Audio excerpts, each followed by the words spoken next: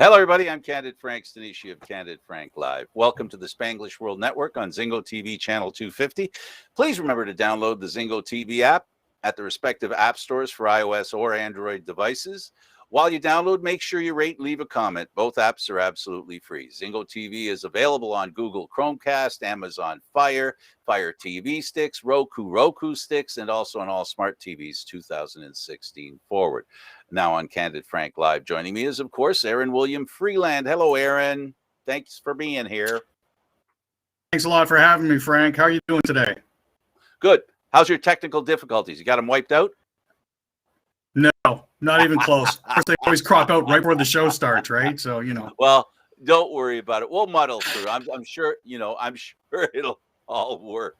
So I understand some moron thinks he's going to go out and play lacrosse in this weather. You know anybody?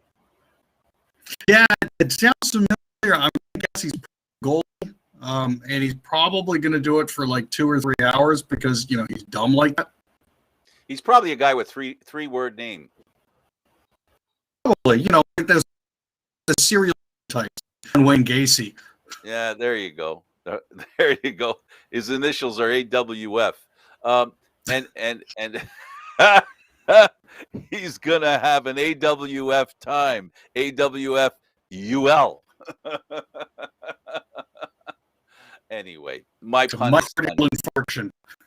Well, we can talk NHL news. It's going to be a very busy month, and the next month there's a lot going on, and some of what's going on has started with the Minnesota Wild. They have bought out Parise and Suter. 9 years ago, these guys signed 13-year contracts. 8 out of 9 years they made the playoffs, but they haven't gone further than the second round. These two guys are the reason why we had a salary cap in the first place. Minnesota royally screwed everything up for everybody else.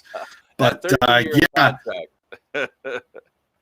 Yeah, the problem that we have here is Parise and Suter were both signed through 2025 to matching salary cap hits of $7.5 million a year.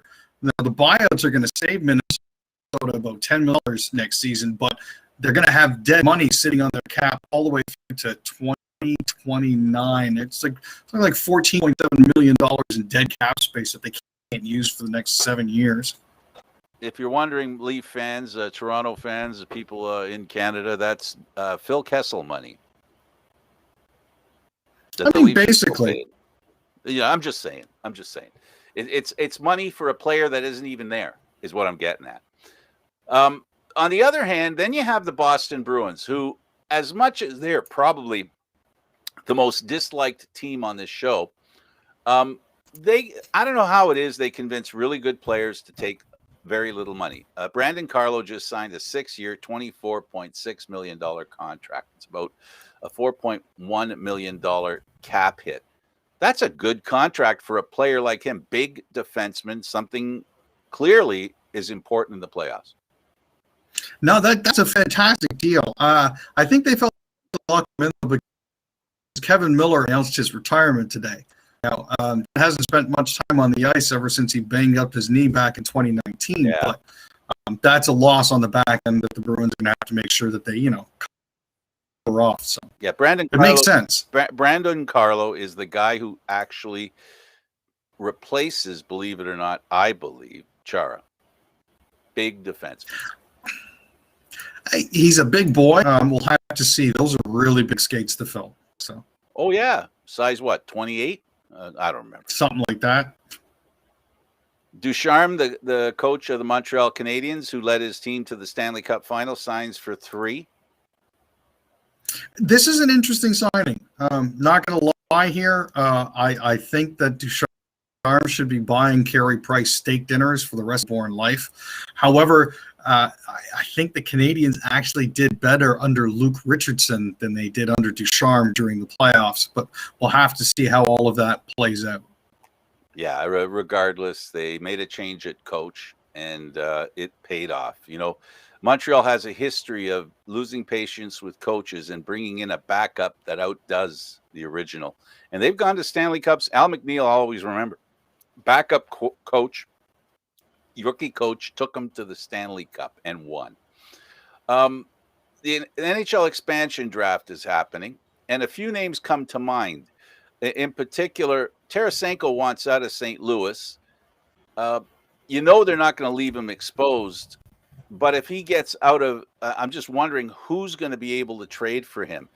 He's unhappy. He was in St. Louis. He really enjoyed being in St. Louis. He considered himself a St. Louis, fixture in the city. Was looking forward to being the captain. Didn't happen, and everything went south after that. I mean, you could always trade him to Buffalo. Buffalo's always looking for people to play with Eichel. It might help revive Skinner. There is some talk about that. He could end up anywhere. Tarasenko could end up anywhere. And being the quality of player he is, some of those players that are available, and specifically Jack Eichel, I think that would be a good match if St. Louis feels Jack Eichel's their kind of guy. But Eichel's, they're talking about him with a lot of places like Vegas and places like that. The Tampa Bay Lightning, they will have cap issues. Their general manager has made it clear that the odds of that team coming back the way it looks right now are very slim.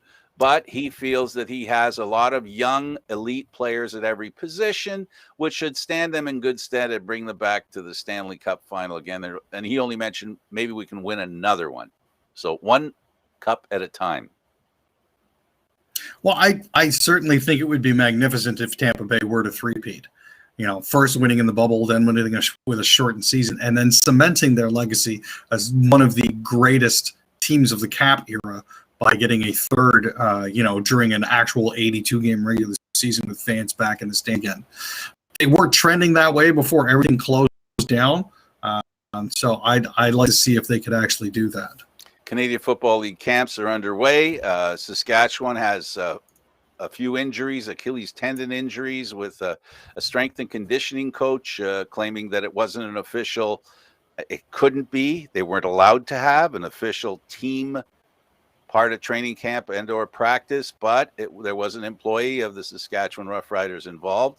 And the CFLPA is looking into it, because if it wasn't a Saskatchewan CFL team official training camp function, then they don't have to pay them. And the CFLPA is going to fight that. This is a very interesting situation. It just seems like a lot of the players actually didn't get a chance to stretch and warm up properly, basically. You're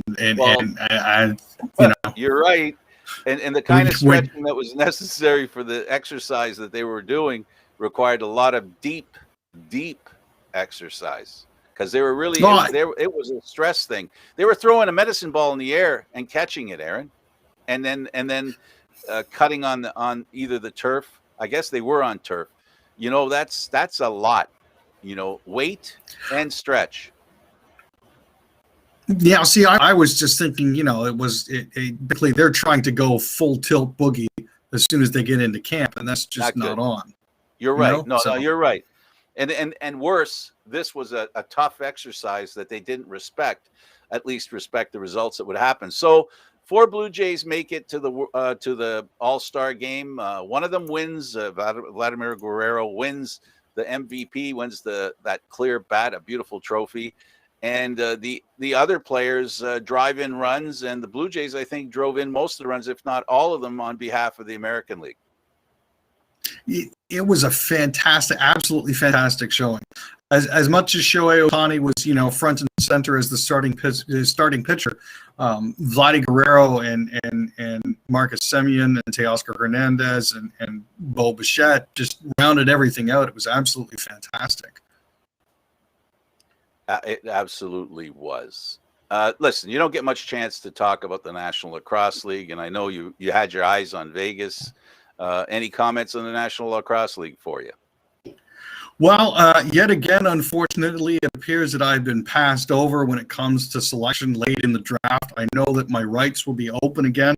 After the combine result, I was definitely hoping for something better. But as it currently stands, I'm glad to see that the Toronto Rock will be opening their season in Hamilton. against the Albany Firewolves on December 4th this year at First Ontario Place. So that's going to be fun. 2 relocated teams. It seems interesting, eh? I remember one of the greatest finals I ever saw was actually Toronto versus Albany, and that was back in 2002 on the road in Albany. So yeah, we'll have to see if they can capture another version of Albany. Sorry. The Olympics, the U.S. Olympic team lost 3 games in a row. The basketball team, they finally won one. Oh, good. I missed that. Who did they beat? Argentina. I'm trying to remember. Argentina. Interesting. Yeah. So I'm glad to see that they finally managed to win a game. I know that a lot of professional players aren't attending this year, so hopefully this will provide, additional impetus and maybe, a chance for somebody else to win gold for a change as opposed to the U.S. Dream Team. Absolutely. Toronto FC, it's starting to look more and more like there'll be fans in the stands, and they could come back as early as Saturday. This is one that I found interesting. That 680 News was reporting that they actually had actually said that they were going to have fan stands. I believe it was up to 7,000. But Public Health and the federal government have not given approval to Toronto FC proposal for home games with teams from the States yet. So, we're expecting it. Sorry, go ahead, Frank. No, I was saying you go ahead. And we're a statement soon from the immigration minister. This is a case of MLSE flexing its muscles and trying to influence policy here because they want to make some more money. Well, they want to get the fans in the stands too, and I think the organization really wants to have fans in the stands because they need to level that playing field, if you will, with the other teams in the MLS. No, and as one of the lone representatives in MLS, it makes it difficult. I know that there's also been talk of the Footy Club for Montreal having, I believe it was 5,000 people in Sapporo Stadium. So we'll have to see what comes out of that. Absolutely, and a 2-tier system to bringing back fans into the Sky Dome. I know it's not the name, but they've got that underway too. So they're hoping that the Toronto Blue Jays will be able to come back home. So that's another, thing that they're working on. Had there been developments on that? I hadn't actually seen anything. They're going with a 2-tier system. There's a 2-tier thing that they're offering. We'll see. It's interesting to hear that it's coming. I just think it's good news that it's coming. English hooligans after the loss, beating up Italian soccer fans and other people at the subway station, kicking them in the head and all kinds of lovely stuff. No matter how much things change, they still remain the same. It's not funny, but it seems, I thought English soccer fans had finally figured it out that they need to be decent because otherwise, as has happened in the past, they've been banned from other cities in Europe. I'm still puzzled by this and by what's going on here. It just, I don't know why. It's not everybody. Let's make that clear, Aaron. No, it's a small subsection of the population. It's a couple of people within the group, and unfortunately, the group, the majority, needs to give the message to those folks that you can't just sit idly by, is what I'm saying. And by idly by, I don't just mean the people who are there when they're doing it, but I think the people in the organizations, because many of these soccer fans go as a group. You know what I'm saying? They hang out together and they do that kind of stuff. You almost got to kind of get to the president of the organization, whatever, the guy that organizes getting the tickets, or the small group of people that have some responsibility and who are held to account. It needs to happen because this is not a good look. It really isn't a good look. And unfortunately, stuff like this happens, and it just happens too often. And I understand the frustration and all that stuff, but it's really, it's not a part of the way life should be. Other people who are frustrated but are doing it the right way are disgruntled Burger King staff. They quit via a giant sign. Tell me more about that. I want to hear about that. So apparently, with this particular location in Lincoln, Nebraska, Burger King, 9 employees decided to quit, and the way that they decided to quit was to announce their intentions on a massive sign out in front. So the air conditioning and the air circulation system in the kitchen had gone out, which means that the temperatures in there were getting up to the mid-30s Celsius-wise. Yeah, there was one manager who was actually hospitalized for dehydration after working a shift in that heat.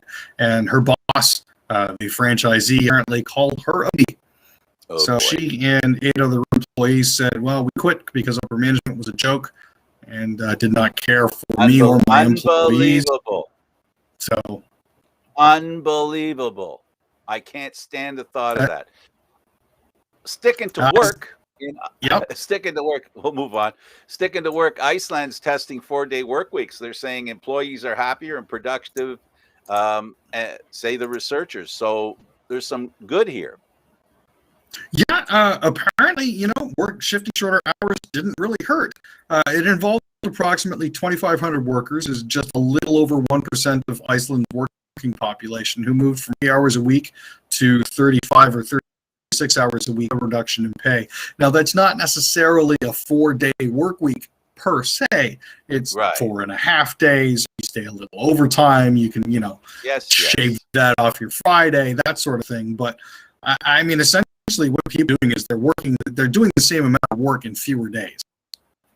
Well, I think it's a good thing, especially in a world today where people, oh man, what it takes to afford to live somewhere and how far it is away from where you're working. Do you know what I mean, Aaron? There are a lot of people, for example, in Canada, and we'll speak specifically about Ontario, that live in Burlington, work in Toronto, live in Barrie. You know what I mean? So, and even Penetanguishene, I've gotten to know that a lot of people are driving an hour and change a day. So instead of driving that extra hour and change twice, right? They're working, you could work 2 hours each day more, right? And if you have enough staff that you can do that, why not? You know what I mean? Why not? 4-day work week, they alternate which days they have. They split. I'm sure everybody wants Monday and Friday off.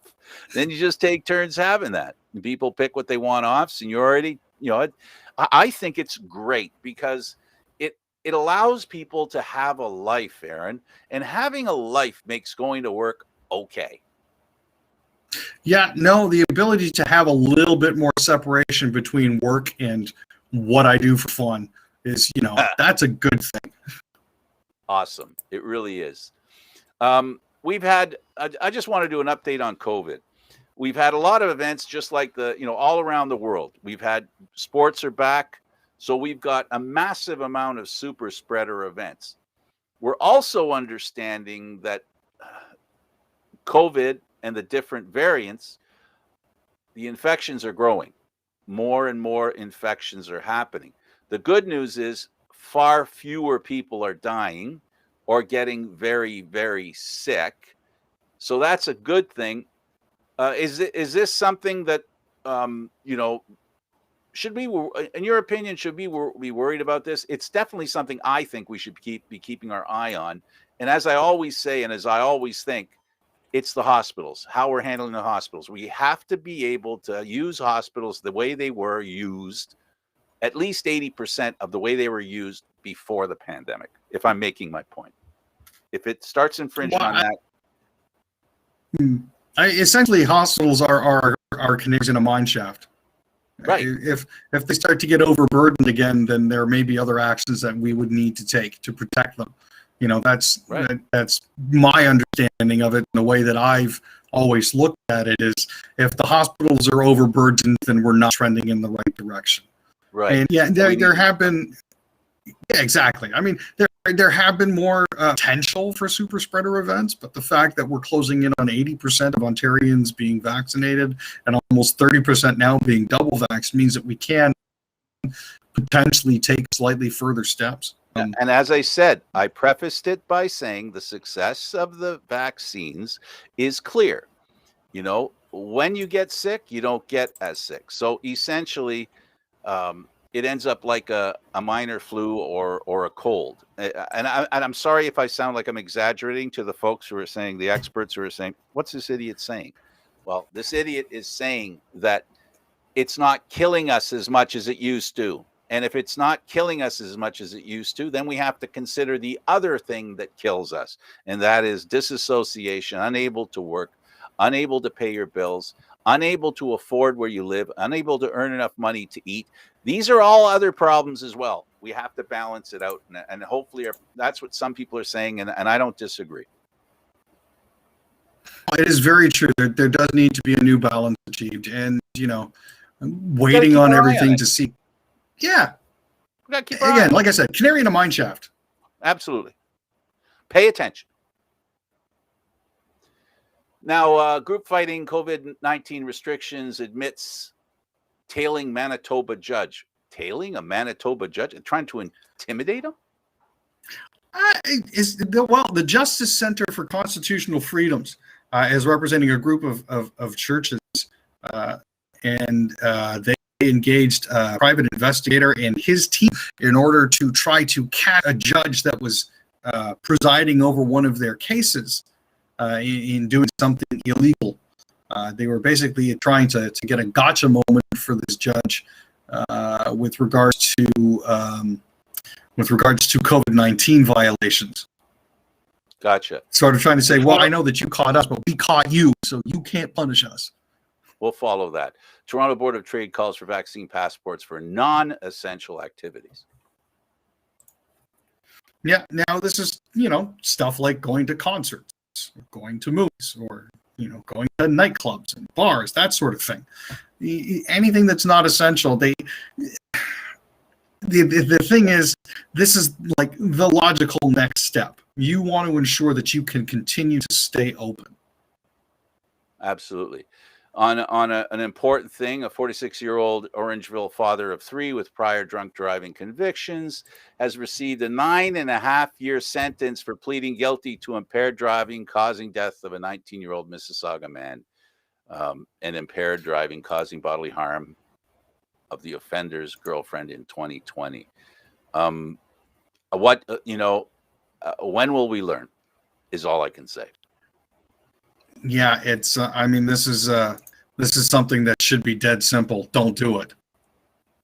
But people still insist on doing it. So absolutely they do, Aaron, and you and I both know. We both know that sometimes people don't learn, and sometimes learning the hard way is the only way that they're going to learn. Now, we only got a minute left. The Korean Baseball Organization suspends season amid league countrywide COVID outbreak. Remember, the Korea Baseball League was the first sport to play. Things have really changed drastically there. They're the first. This is the first time the league's going to be stopping play during the COVID-19 pandemic. Even when everything locked down back in March of 2020, they continued to play. As of Monday, 5 players have tested positive for the virus between 2 teams, the NC Dinos and the Doosan Bears.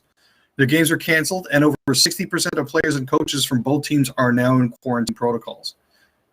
So it's amazing. I remember we covered this story last year as well, to try to make the stadium feel a little more well-rounded. They were using sex dolls. Yeah, and then they got rid of those. They were sex dolls. Okay, and then the cardboard cutouts.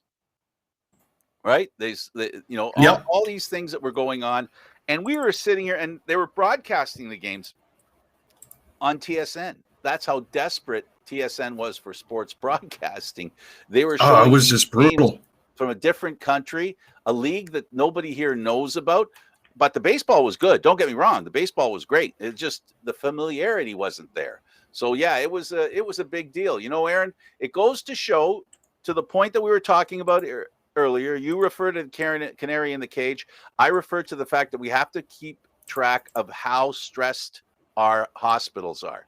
And this is a perfect example of it ain't going away unless you make sure it's going away. Just like when you're stomping out a fire, make sure you get every ember, because even the tiniest of embers can lead to a roaring fire. Exactly. Well put, sir. Oh, hey, listen. Thank you, Aaron. It was a pleasure as usual. I'm going to go out and hurt myself, Frank.